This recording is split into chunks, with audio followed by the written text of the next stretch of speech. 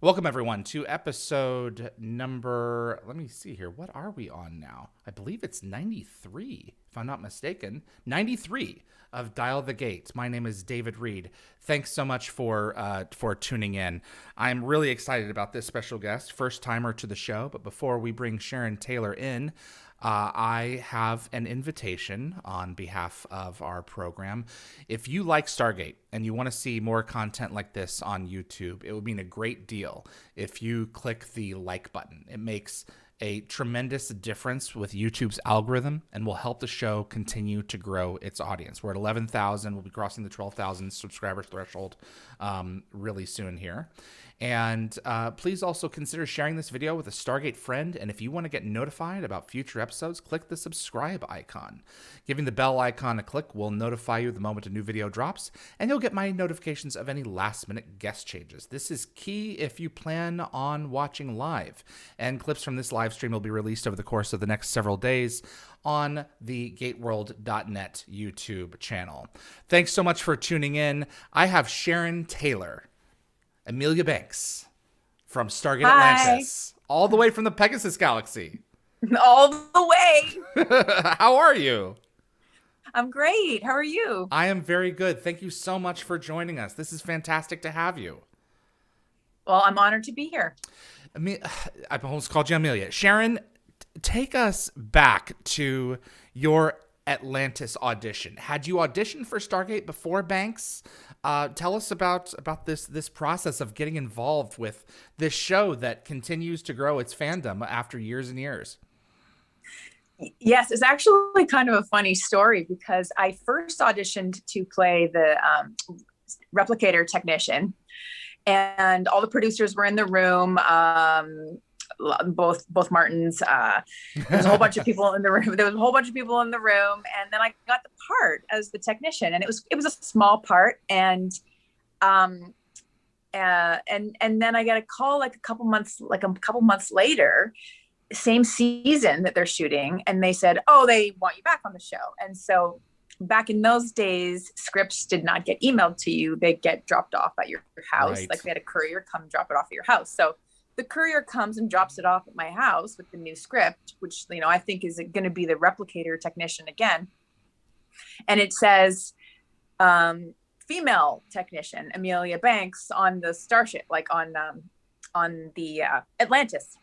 And then I was like, oh, they made a mistake because I'm a replicator. I'm not human. Like from the return, once the replicators come back to Atlantis and take over? Well, that's what I thought. Maybe that's what was happening or something, right? Okay. And then so I contacted my agent and I said, "Oh, they sent me the wrong thing. Like I'm not. Right. This is not the character I played before." And so he looked into it and he said, "Nope, it's you." And he's like, "And you're the first actor to ever do that. Most actors would like quietly just take it and take the job and be like, ha, show up at work." Take the money. But I was like, no, you have the wrong person. And they're like, "No, we have the right person." So then they brought me back. And then when I was there, I said to Joe Mawazzi, I said, "Well, I'm like a replicator, so now I'm a human. How does that work?" And then he said, "Well, we like what you did." And then Correct. The replicators can replicate any human form. So maybe that particular replicator was Amelia Banks. Yeah, that's entirely possible. That makes a lot of sense. So that's the thing with science fiction. They can do anything that they want as long as they, hang a lantern on it and it makes some kind of sense, And yeah. It turned into, what was it? A 2-year gig for you that lasted all the way into the show. You are in that last major shot overlooking San Francisco Bay in season 5. Tell us about working with this troupe of actors. I mean, Jason Momoa, for crying out loud, Robert Picardo. I mean, legends in the field. Legends.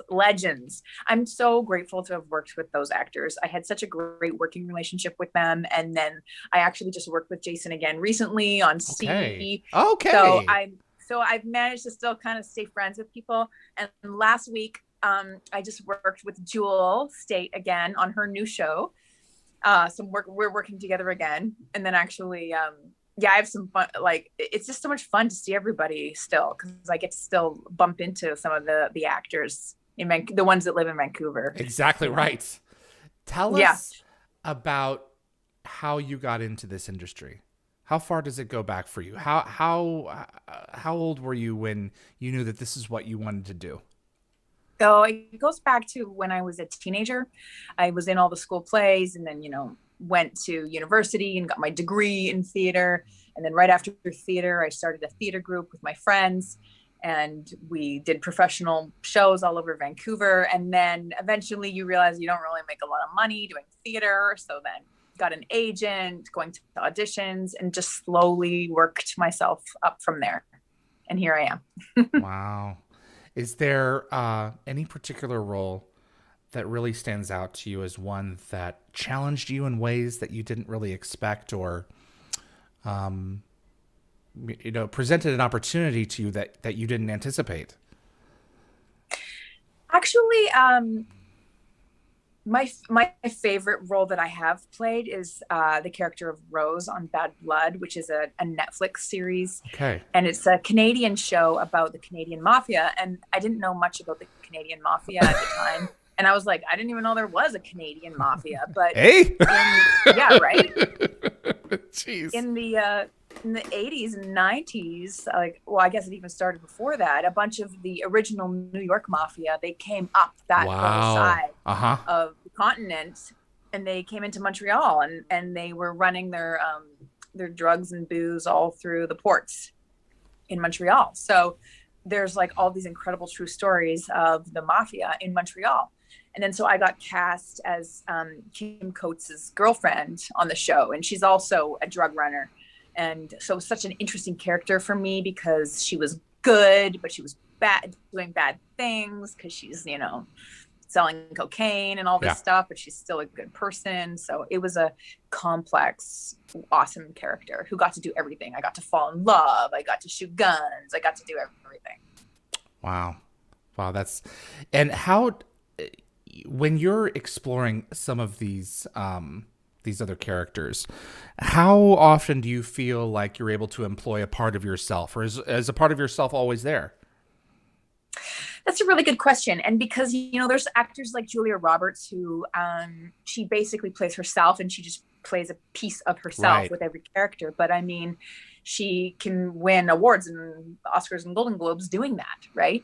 Not everyone can get away with that. So, but for myself, this is also, I recently worked with Vincent D'Onofrio, and he's like such an incredible actor, and like he's an icon for actors of our generation. And his advice to the actors that we were all working with, he's like, the scenes come from your tummy. Like the emotion comes from deep inside you. So you don't necessarily, you're not putting on a feeling. It has to come from inside you. So to answer your question, I do think that it's a little bit of you. So for myself, I think it's a little bit of myself in every character. And the reason why Amelia Banks worked so well for me, because it was one of my first acting gigs ever. And Amelia Banks is like very like by the book and wants to do a good job, and like opening the Stargate, very technical about things. And that's how I felt, because I was like, this is my first day. It's my first thing. I want to press all the right buttons on the thing, even though they're just stickers. There's nothing there but stickers. But I'm like, that sticker means this. I've decided in my head that sticker means that. And I'm like, so I was essentially the same person for that character. Did you lean on Gary Jones or Chuck Campbell at all? I did. I asked both of them. I said, what do you guys do? Because I want to do the same. So like, what do you, I mean, like, I don't want to do something different. What works?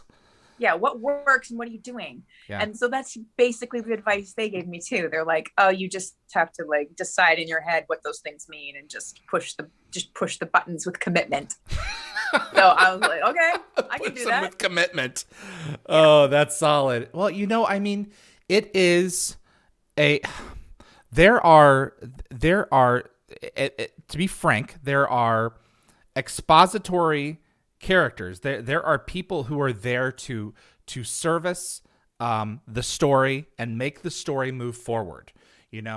The gate has to be run by someone. It has to be maintained by someone, and those people have all their own lives. We just got off the Zoom chat with Gary Jones. For 10 years, that's all he was. All he was he opened the iris, he closed the iris, turned the Stargate on and off, and ordered parts. But at the same time, that's not all that he did, because there was a whole life to this character outside of that was built around his role, because he was there all the time and would have known all the people who would have gone through that thing, Right. And like, he would have seen them come back from their Right. missions all injured and broken and hurt. And like, they would have seen them falling in love or not falling in love. Like, so he's still a part of it. And correct. And same with all those secondary. I mean, we are essentially secondary characters within the plot. So you facilitate the story. That's right. We facilitate the story, but at the same time, they know all the other characters and what's going on. So it does become more of a cohesive team.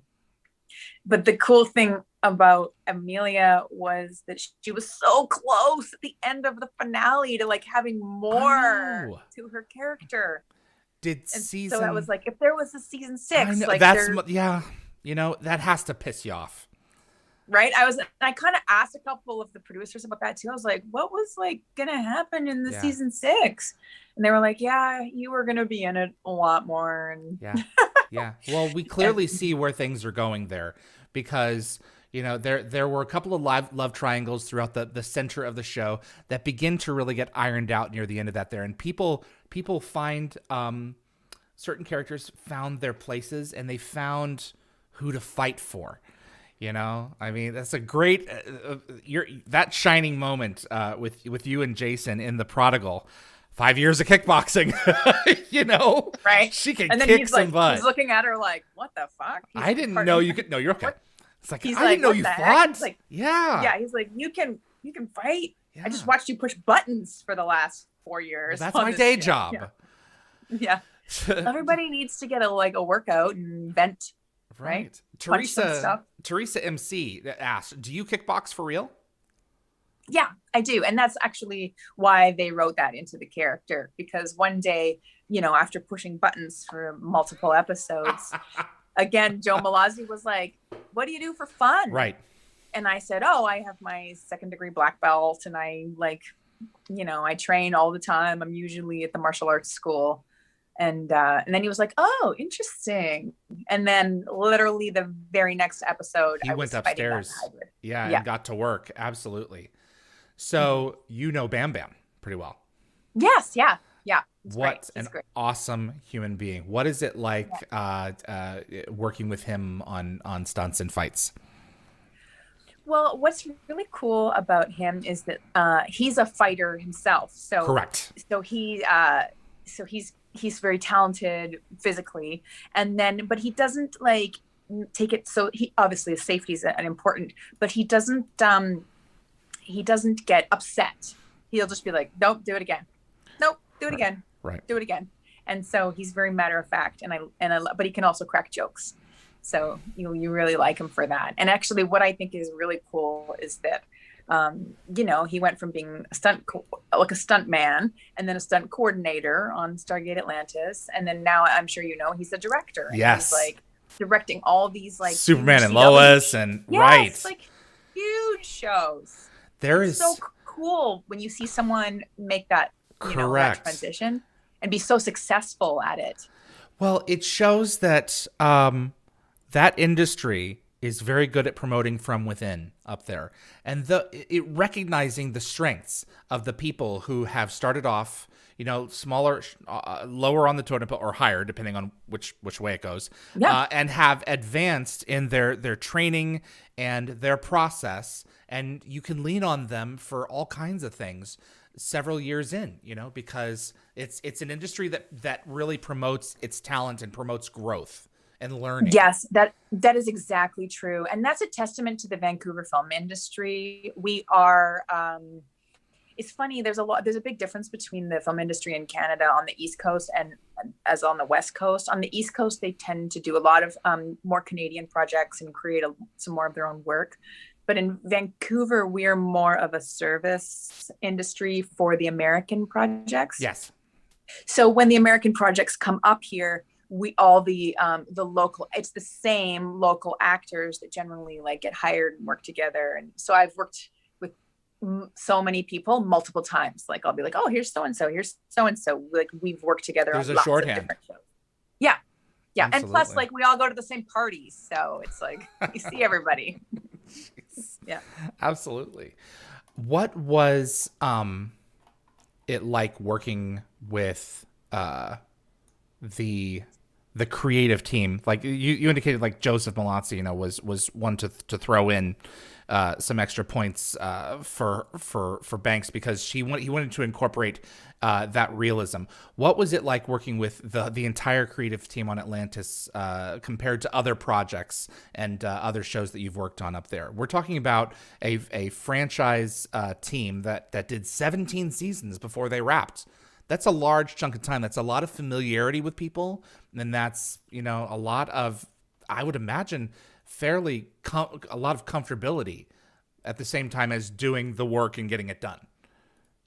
Yeah. I mean, essentially when I got involved, like you said, it's already been up and running for a very many years, because a lot of the people from Atlantis were also like from SG1, who, you know, come over.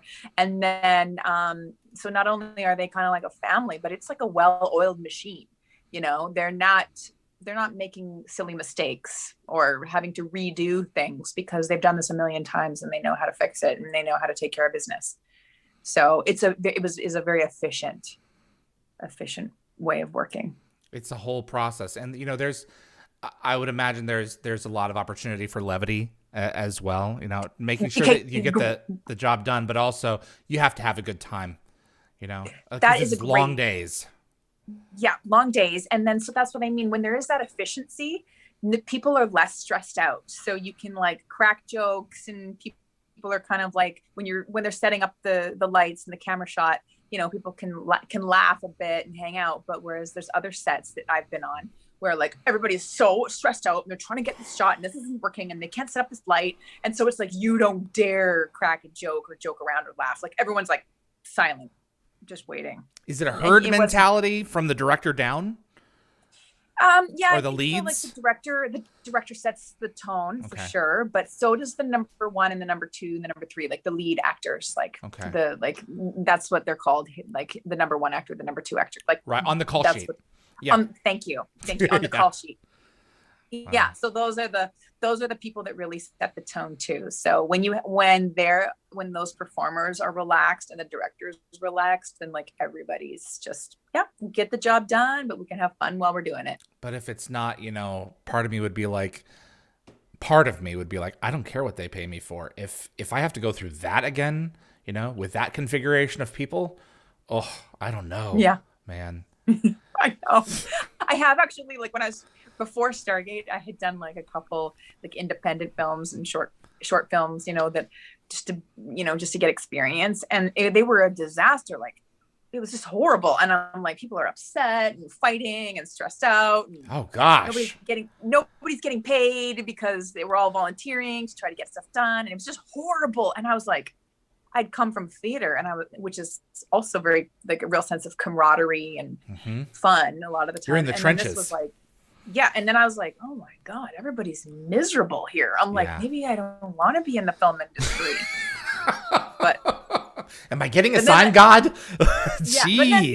But then they sent the universe sent me the Stargate universe, and then got on that show. And then I was like, oh, actually, this is actually kind of fun.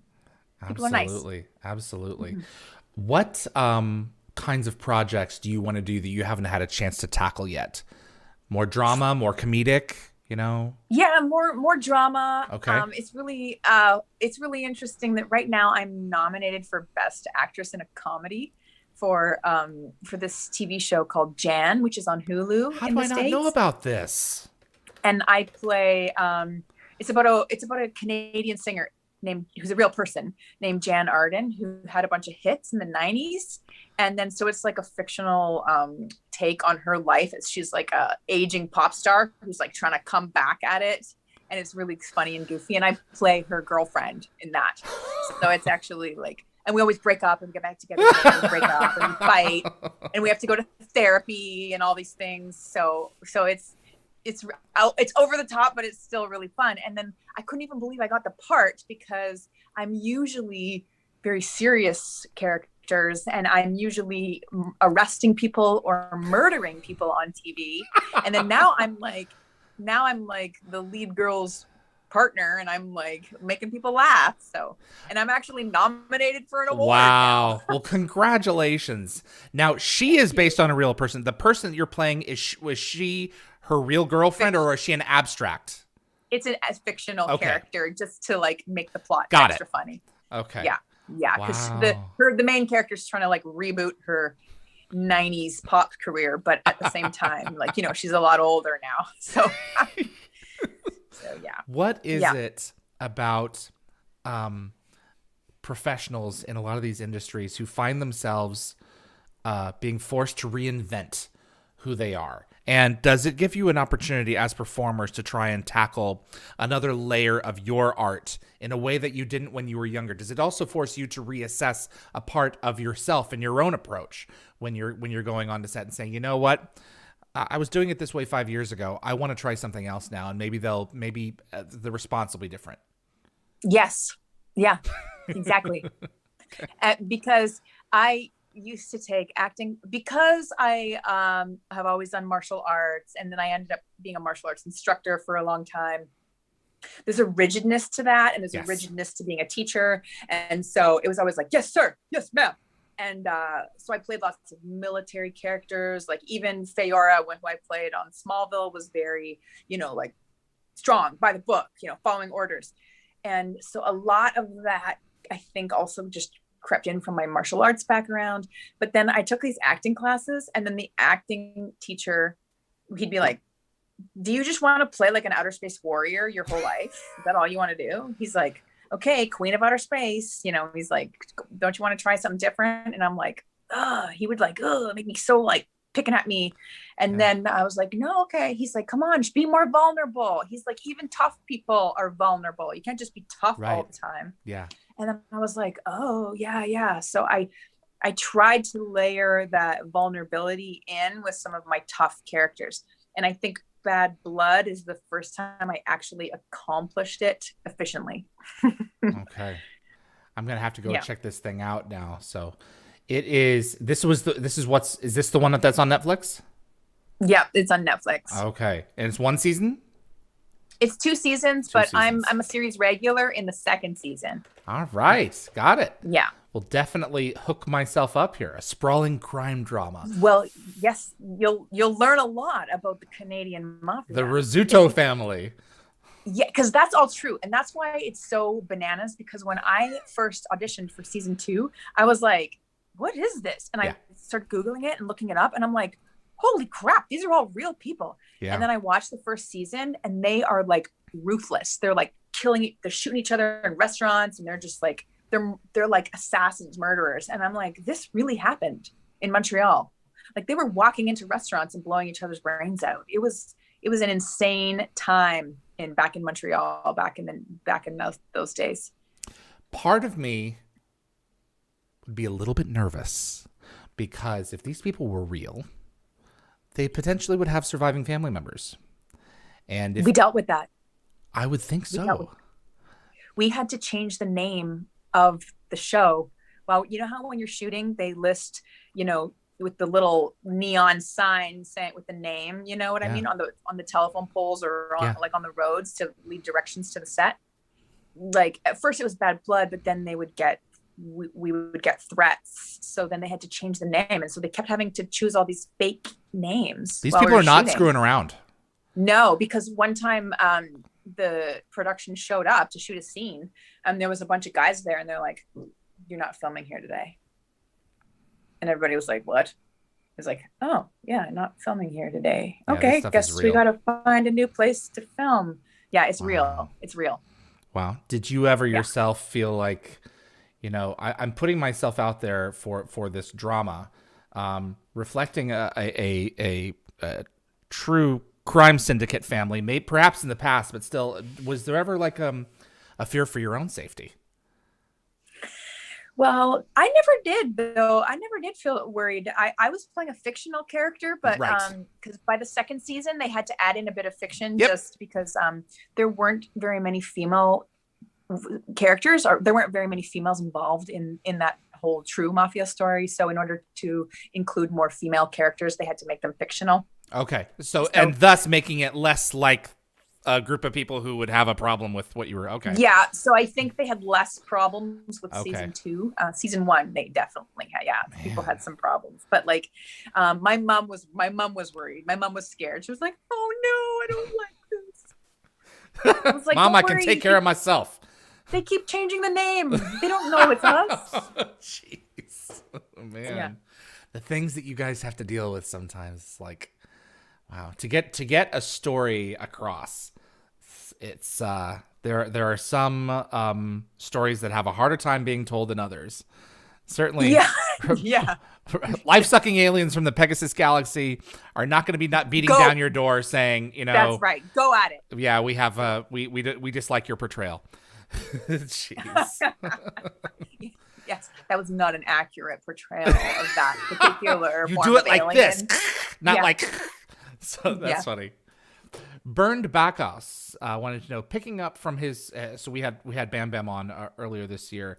How is it working with a stunt fight choreographer if you yourself have martial arts experience?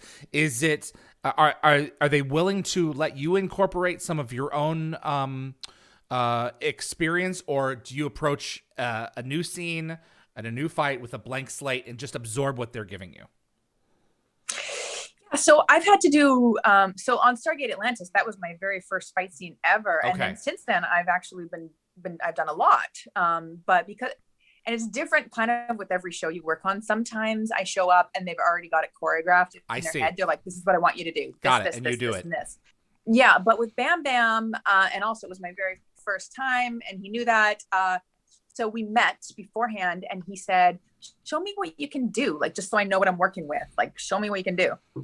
So we met, and I just showed him that I like to. I was a kicker back then. I like to kick and everything, and so he's like, "All right, this is good. We're gonna do the kicks." And then so we had another rehearsal, and Paul Lazenby played the hybrid that Jason and I fight.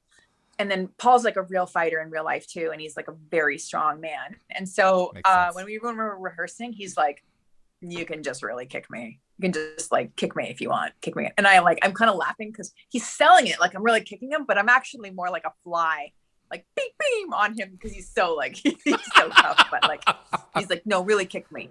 I'm like, "I am kicking you." Wow, he's a wall.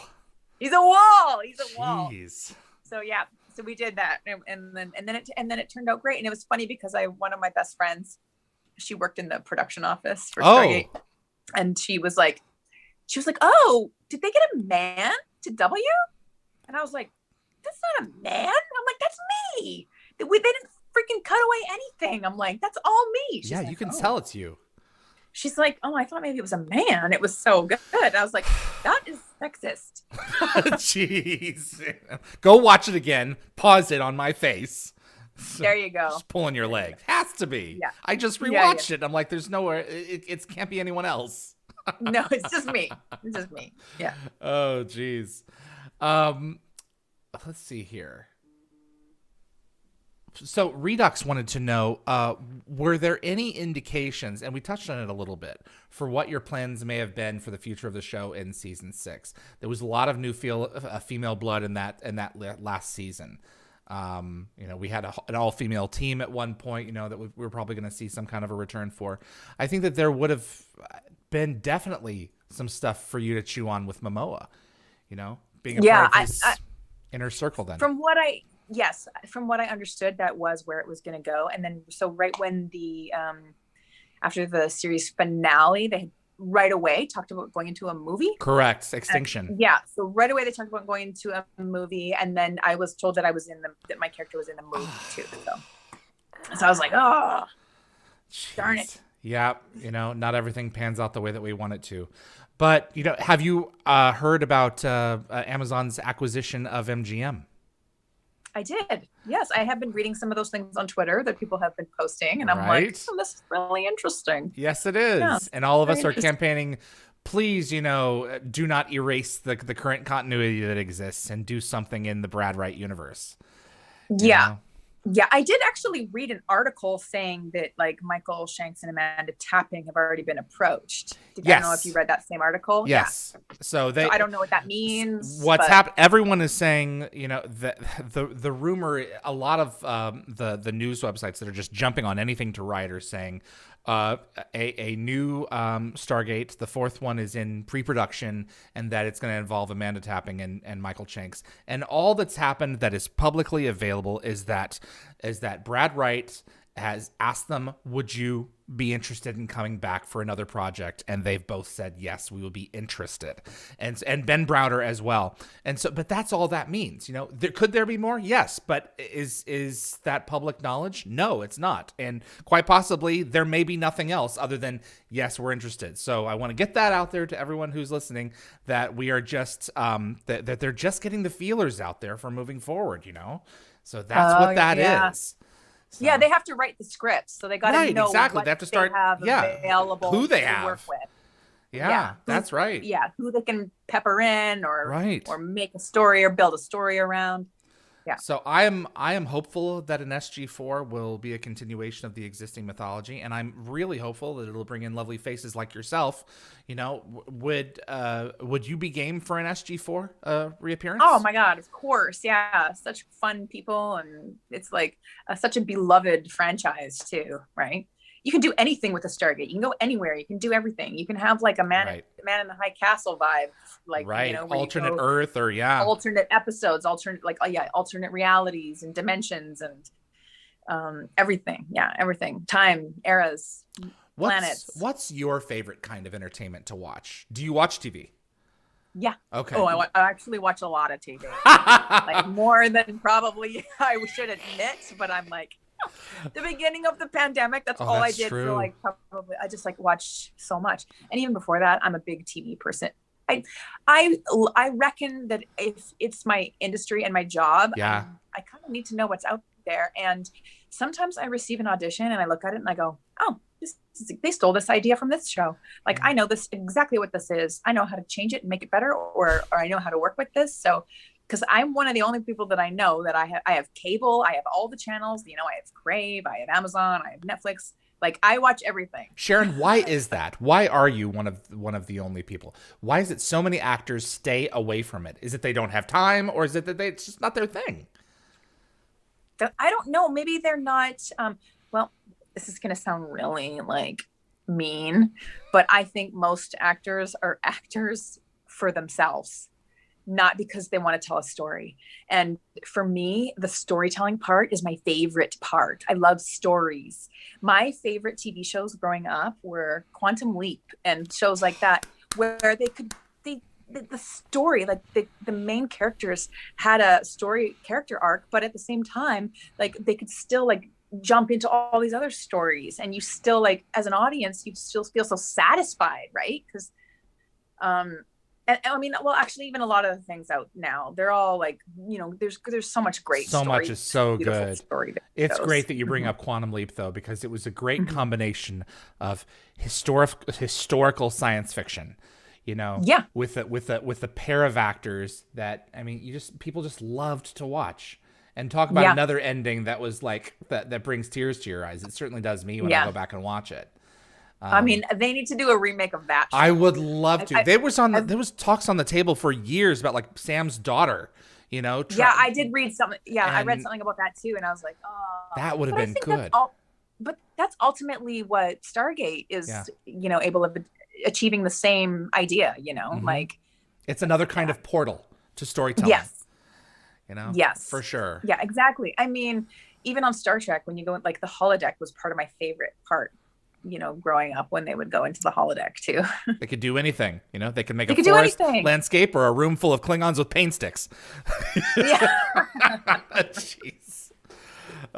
Sharon, this has been terrific, absolutely terrific having you. And I apologize it's taken so long to bring you in, but I am privileged to have you, and I am thrilled with the news of your work with Bad Blood. I'm going to go and check it out now. And I encourage all my listeners to do the same on Netflix. Is there anything else that you want us to keep eyes open for in the near future? No, not right now. I've actually got lots of like smaller recurring parts on a bunch of different shows. Okay. But Gotta Bad pay the Blood is bills. the one I'm most proud of. Yeah. And then there's Jan. If you want like a goofy comedy, like about a middle-aged woman, Okay. like it's right up there too. It's pretty funny. It's on Hulu. Jan is on Hulu. All Yeah. right. Absolutely. Thank you so much. Thank you. I'm looking at all your memorabilia. Is that mostly Stargate memorabilia behind you? You've got this guy here, the Wraith. So we just did the Stargate Atlantis cast reunion. We shot that for San Diego Comic-Con at home, so that's going to be premiering in late July.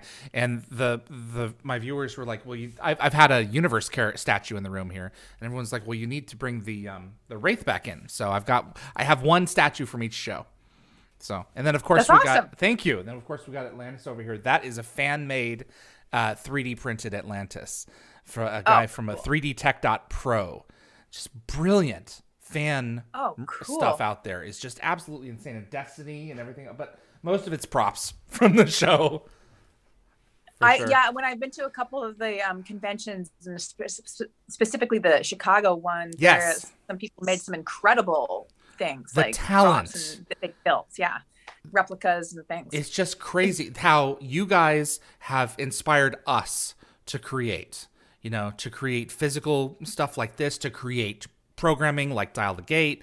It's a gift that just keeps on giving and giving, and you never know what's going to come out of it next. And I think it's one of the reasons why Stargate will just never die. As long as there are people, families who continue to watch it with new generations that are born, every decade and a half, it's not going anywhere.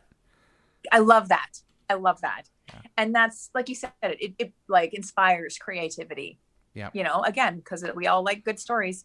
You're right. But all that stuff behind you reminds me of a funny story when last year, before the pandemic, Jewel Staite and I, we did a short film together. Oh. And it was airing in Seattle at a film festival. And so her and I drove down to Seattle together. And the day before, we were like, "Oh, what should we do?" We wanted to go to the Seattle Museum of Pop Culture. Yes. And it's so cool in there. They have like memorabilia from Wizard of Oz. Everything. Everything. It's so cool. And so we walked into this one room, and it's got like a wall of guns, like guns, like laser guns, old-fashioned guns, like guns from all different TV shows.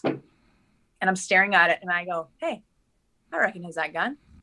And she's like, we're looking at it, and we're like, "It's a Stargate Atlantis gun." And so it was so funny that I was there with her, and we're both staring at this Stargate Atlantis gun on this wall. Can you give me 5 seconds? Yeah. Hang on just a second here. I'll show everyone something too. You should recognize it as well. Okay. I can't walk away and continue to listen to you, but you had indicated that you were a replicator first.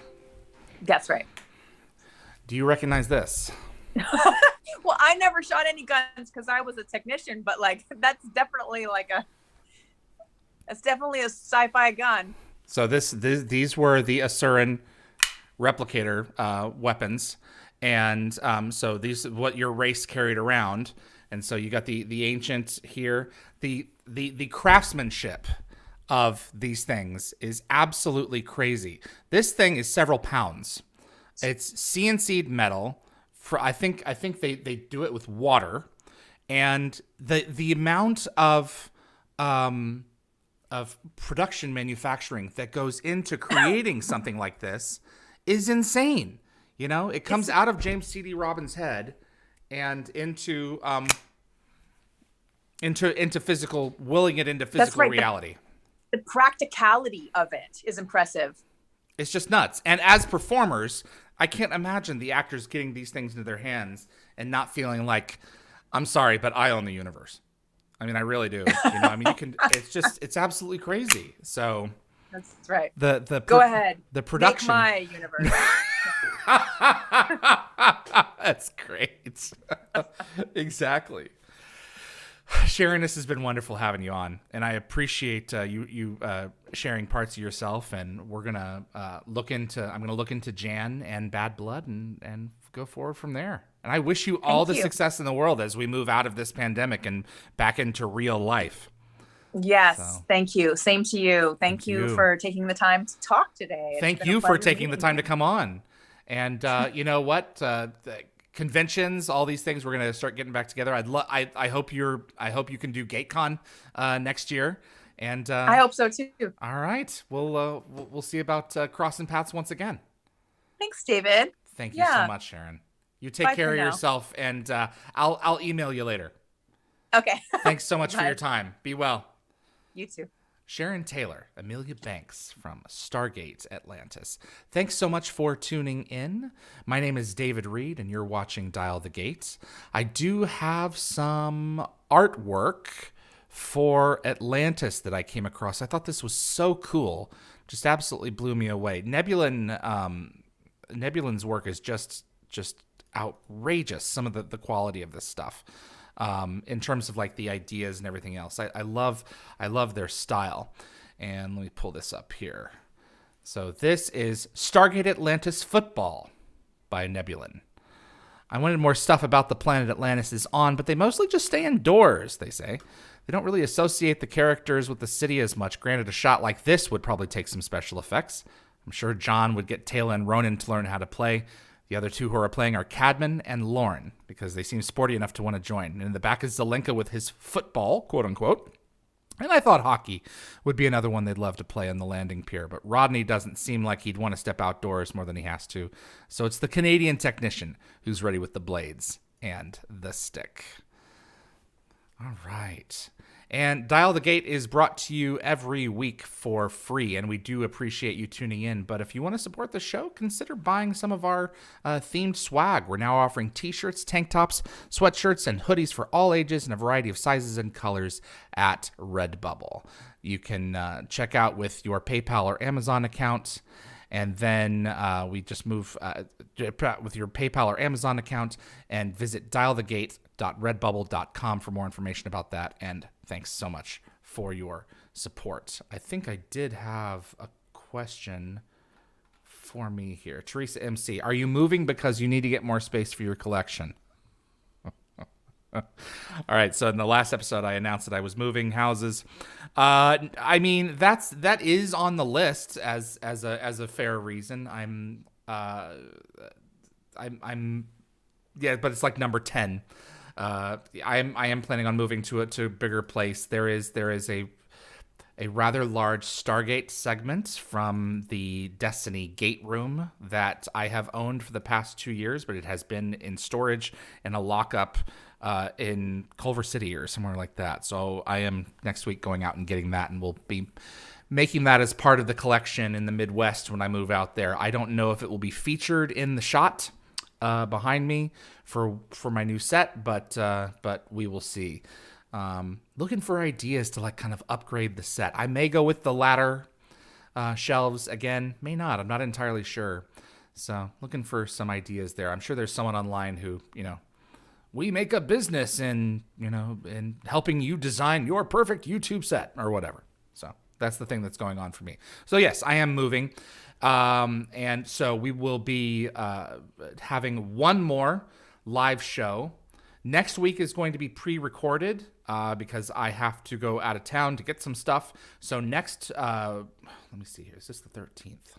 Next Sunday, June 13th at 12 noon, Valerie Halverson, costume designer for SG-1 seasons 9 and 10, Atlantis seasons 4 and 5, and SGU, will be joining us in a pre-recorded interview. We talked for about an hour and a half. Fantastic discussion. Countless drawings of hers, so pre-production drawings and then production assets, the photos of the costumes themselves to share with you guys.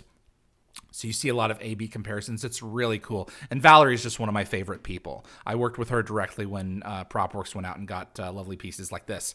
So she has a lot of stories to tell. And a couple of interesting confessions as well, where she was designing something and they did not want it that way. And so it was a really fascinating discussion with her. Then at 2 p.m. on the 13th, Pacific time, 2 p.m. Stargate Novelists panel. Sally Malcolm brings together several of the Stargate novelists that have been responsible for creating a lot of the Fandemonium content over the past 15, 16, 17 years. Sally Malcolm and I are joined by Joe Graham, Amy Griswold, Laura Harper, Melissa Scott, and Susanna Sinard. And you can check out their body of work over at stargatenovels.com and just click on Bookshop and see their content. A big chunk of the discussion is the Stargate Atlantis Legacy series.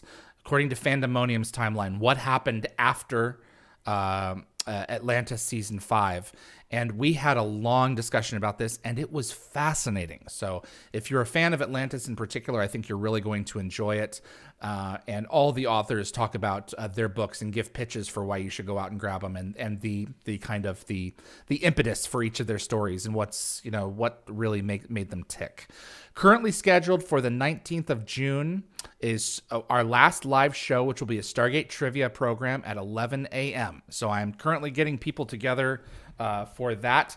If you think that you have the chops to join us, I am considering people joining us for this particular program. If you're in the audience and you know your Stargate content backwards and forwards and think you would be an interesting face on the show, if you'd like me to consider you joining us for our group, I can't guarantee anything, but you can write me at dialthegateshow@gmail.com and see about getting on. If you're willing to video chat with me and introduce yourself, we may be able to pull something off, but that's currently scheduled for the 19th of June. And that's going to be a Saturday at 11 a.m. Pacific time. We've also recorded Joseph Malazzi Part 9, Atlantis Season 1. We covered that, and that will be airing the 27th of June at 12 p.m. Pacific time. So there's a lot of content before we run out of runway and I take off. And of course, we've already recorded episode 100, the Stargate Atlantis cast reunion. We brought together Robert Picardo, Rainbow Sun Franks, David Hewlett, David Nichol. We had Paul McGillian and Tori Higginson and Rachel Luttrell recorded for San Diego Comic-Con at Home, and that's going to be debuting the weekend of July the 23rd for San Diego Comic-Con, and that will then premiere on Dial the Gates a few hours later. They have it for themselves for about 4 or 5 hours and then releases it to us. So that's what we've got all planned out here. That's everything that's going on. I appreciate everyone who's tuned in for this episode. Thanks so much to Sharon Taylor for joining us. She was just terrific.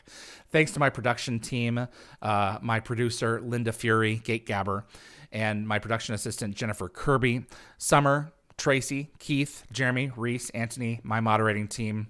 These are the people who make the live shows happen week in and week out, and we couldn't do it without them at all. My name is David Reed for Dial the Gates. I appreciate you tuning in, and I'll see you on the other side.